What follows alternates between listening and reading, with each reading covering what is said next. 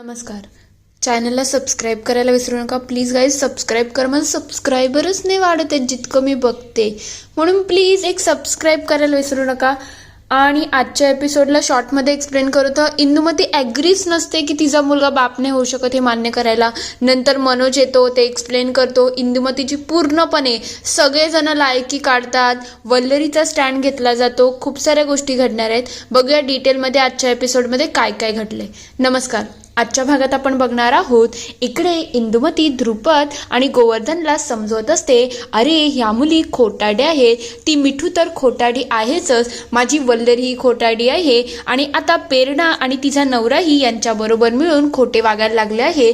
तूच सांग ना मला, तू कधी असं कुठे ऐकले का बाप्या माणसामध्ये प्रॉब्लेम असतो आणि तो कधी बाप होऊ शकत नाही. हे सगळं वल्लरीचा दोष आहे आणि हे सगळं खोटं नाटं पसरवण्याचा प्रयत्न करतायत. मी सांगते ना, आपण आपल्या मुलांची लग्न लावून देऊ, विषय तिथेच संपून जाईल. तेवढ्यात तिथे मनोज येतो आणि म्हणायला लागतो, आई काय म्हणाली तू, वल्लरी खोटाडी आहे. असं तुला कोण म्हणालं ग वल्लरी खोटाडी आहे. वल्लरी नेहमी सत्याच्या बाजूने उभी राहते. तुला माहितीये का, मी डॉक्टरांना कन्फर्म केलं आहे की मी बाप होऊ शकतो की नाही. हे त्यांनी जेव्हा कन्फर्म केलं ना, त्यानंतरच माझी श्युरिटी वाढली. आणि दुसरी गोष्ट म्हणजे आता मी बाप होऊ शकत नाही म्हणून तू मला सुद्धा टोमणे देणार ना ग. जसे तू वल्लरीला टोमणे देत होती की ती आई होऊ शकत नाही, तिला घाडून पाळून बोलत होती, मग आता तू मला सुद्धा बोलणार ना की तुझ्यामुळे आपल्या खानदानाचा वंश पुढे जात नाही, तुझ्यामुळे खानदान निर्वंश होणार आहे, तुझ्याचमुळे आता सगळं काही बर्बाद होणार आहे. आता असे टोमणे तू मला सुद्धा देशील ना, मला सुद्धा घालून पाडून बोलशील ना. तेव्हा इंदुमती म्हणते, काय बोलते तू, हे सगळं कशाला बोलतोय, अशा सगळ्याची गरज नाही आहे. तेव्हा तो म्हणतो, आई जेव्हा वल्लरीला बाळ होऊ शकत नव्हतं तेव्हा तू तिचं लग्न लावून निघायला होती ना की माझं कोणातरी दुसऱ्याबरोबर लग्न लावायचं. मग आता मी बाप होऊ शकत नाही, मग वल्लरीचंही तू दुसरं लग्न लावून देशील ना. तेव्हा ती म्हणते, काय बोलते तू मनोज, तुला तरी कळतंय का, म्हणजे एखाद्या बाप्याला जर मुलं बाळ होत नसतील तर आपण काय बायकोचा पाठ पुसतो का, हे काही शक्य नाही. तेव्हा इकडे मिठू आणि प्रेरणा म्हणायला लागतात, का इंदू काकू, मला तर एक समजत नाही, म्हणजे रूल वेगवेगळे का आहेत. आता असं म्हटलं जातं ना की एखाद्या घराण्याला वंश वाढण्यासाठी स्त्रीची गरज आहे. मग आता जेव्हा तुमच्या मुलामध्ये दोष असेल तेव्हा स्त्रीचा काय दोष आहे सांगा ना. तिला तर आई होण्याचं सुख भेटायला पाहिजे ना आणि तुमच्या घराण्याचं नाव सुद्धा पुढे जायला पाहिजे. मग मला असं वाटते तुम्ही आता वल्लरीच्याही दुसऱ्या लग्नाचा विचार करायला पाहिजे, कारण की जे आहे ते बरोबरच आहे ना, त्यामध्ये काय चुकीचं आहे. घराण्याचा वंश पुढे जाणं ही सगळ्यात महत्वाची गोष्ट आहे.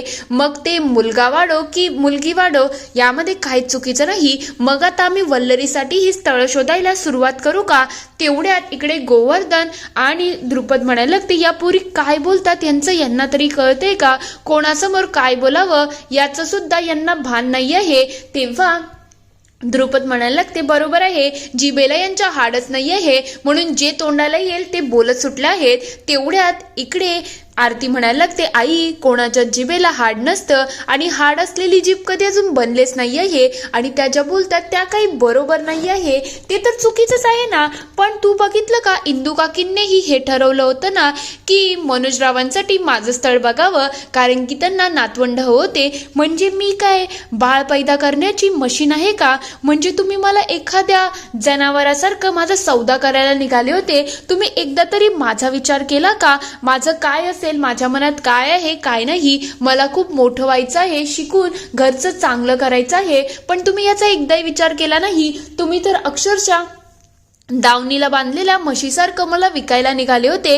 हे काही बरोबर आहे का.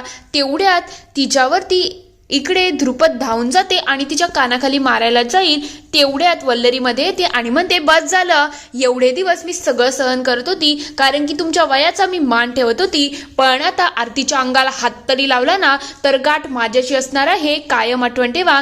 तुम्ही तर सगळा इथे खेळ मांडला आहे, म्हणजे एखाद्याला बाळ होत नाही तर तुम्ही त्याचं दुसरं लग्न लावून निघाले.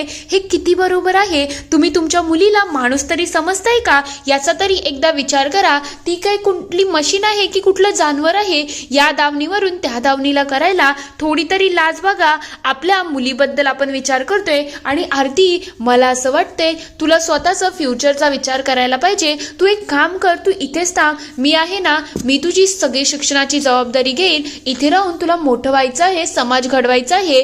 तेव्हा ती म्हणते, ताई तुम्ही जी ऑफर दिली आहे खरंच खूप छान आहे, पण मी इथे राहू शकत नाही. हे सगळं ऐकल्यानंतर तात्यांना वल्लरीवरती खूप अभिमान वाटत असतो. तेव्हा आरती म्हणते, ताई मला गावाला जायलाच लागेल, कारण की तिथे 2 माझ्या बहिणी आहेत. त्यानंतर गावातल्या अशा खूप साऱ्या मुली आहेत, त्यांना शिक्षणाचं महत्त्व पटवून द्यायला लागेल. त्यांच्या आई वडिलांना समजवायला लागेल की शिक्षण खूप महत्त्वाचं आहे. तेव्हा वल्लरी म्हणते, तुला काहीही मदत लागली ना तर आरती तू नक्की माझ्याकडून मागू शकते. तेव्हा आरती म्हणते, हो ताई, नक्कीच मी तुमची मदत घेईल, पण आता मला गावाला जाणं गरजेचं आहे, कारण की मला गावातल्या लोकांनाही सुधारवणं गरजेचं आहे. आणि ज्या दिवशी मी मोठी वकील होईल ना त्या दिवशी मी नक्कीच तुम्हाला भेटायला येईल आणि तुम्हाला सांगेल की मी कसं सगळं अचीव केलं.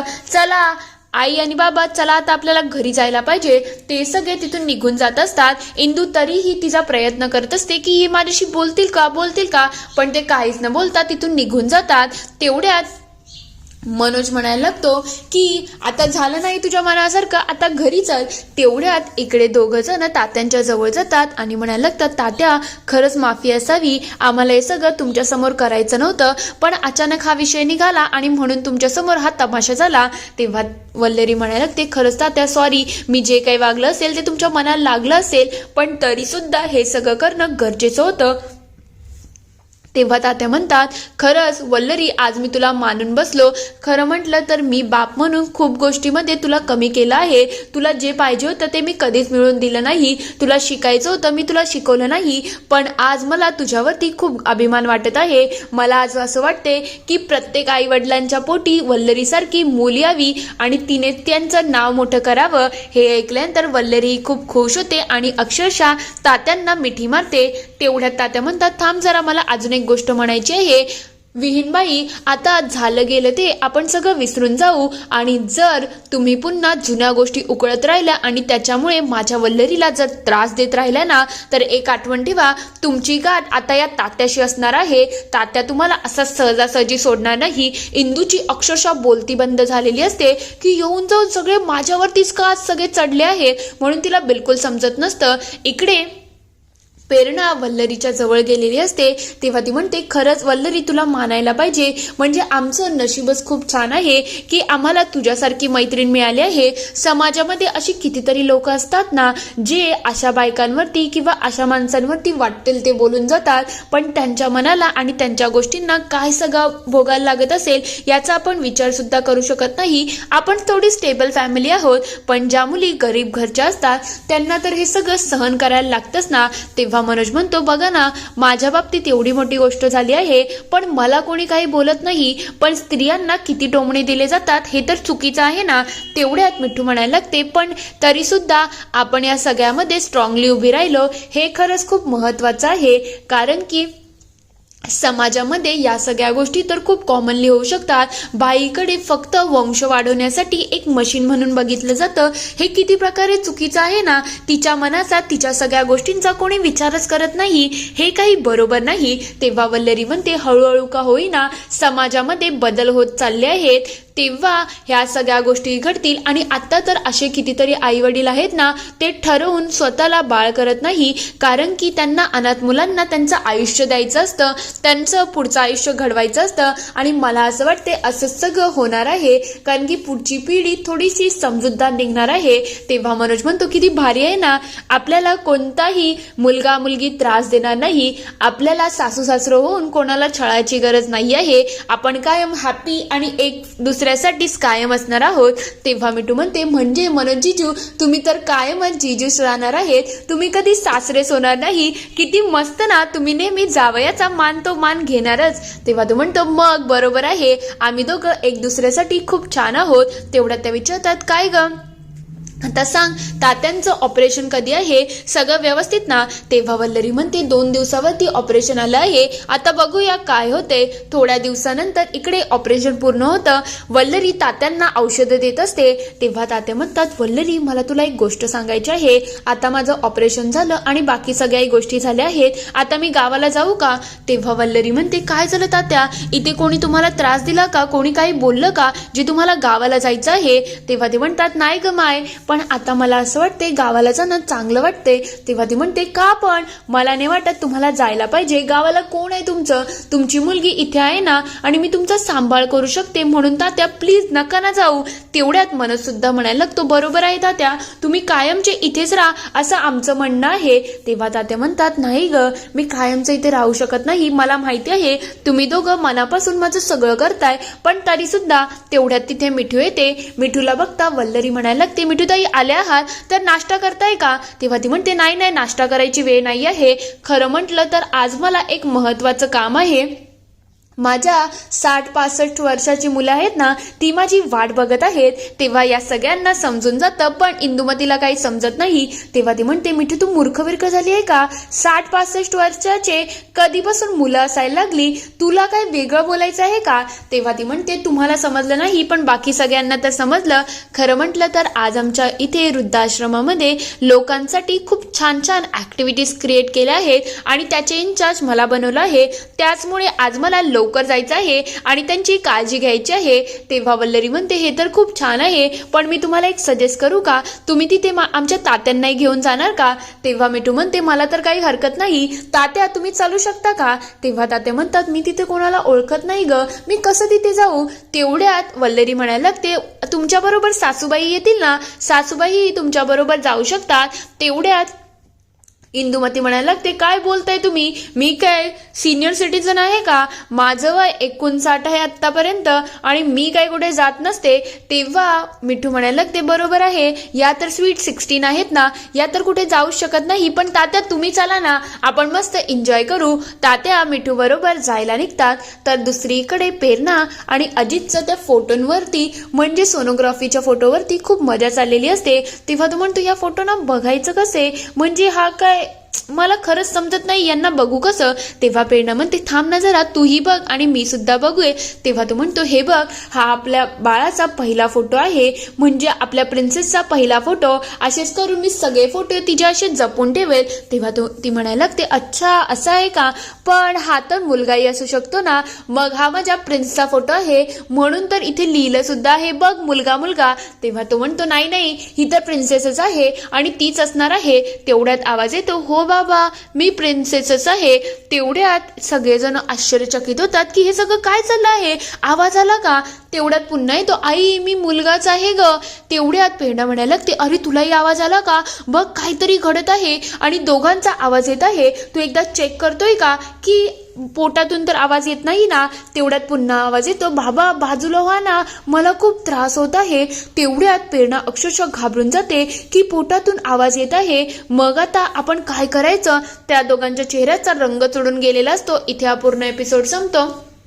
पुढील भागात आपण बघणार आहोत, इकडे तेजा आणि हर्षित पुन्हा वापस आलेले असतात. तेव्हा प्रेरणा विचारते, काय हनीमूनमध्ये मजा केली ना? काय काय घडलं हनीमूनमध्ये? तेजा इकडे हर्षितकडे खूप रागाने बघत असते आणि हर्षित तिच्याकडे खूप रागाने बघतो. तर थोड्या वेळानंतर इकडे वृद्धाश्रमामधून वापस आल्यानंतर तात्या म्हणायला लागतात, माय माझी इच्छा आहे की मी वृद्धाश्रमामध्ये कायम जर राहायला गेलो तर चालेल ना? तेव्हा वल्लरी म्हणते, तात्या तुम्ही काय म्हणताय? तुम्हाला काय गरज आहे वृद्धाश्रमामध्ये जायची? तुमची मुलगी इथे आहे ना, ती तुमचा सांभाळ करू शकते. तात्यांना तिचं बोलणं थोडं पटलेलं नसतं. दुसरीकडे मिठू तिला समजवत असते, वृद्धाश्रमामध्ये फक्त ज्या मुलांना आई वडिलांचा सांभाळ करायचा नसतं तेच राहत नाही, असं काही तुझं मत आहे, हे काही बरोबर नाही. तेव्हा वल्लरी म्हणते, हे मत बरोबर आहे. जी मुलं आपल्या आई वडिलांचा सांभाळ करायला नकार देतात ना, त्यांनाच आपल्या आई वडिलांना वृद्धाश्रमामध्ये पाठवायची गरज लागते. नाही तर जी मुलं आपल्या आई वडिलांचा सांभाळ करू शकतात ती का बरं आपल्या आई वडिलांना आपल्यापासून दूर करतील? हे वागणं मला बिलकुल आवडलेलं नाही. तेजाही तिच्याकडे बघायला लागते. इथे हा एपिसोड संपतो. आता वल्लरीचं वागणं आणि बोलणं बरोबर आहे की नाही, तुम्हाला काय वाटतं ते मला कमेंटमध्ये नक्की कळवा. व्हिडिओ आवडला असेल तर लाईक, शेअर, सबस्क्राईब करायला विसरू नका. Thank you for watching.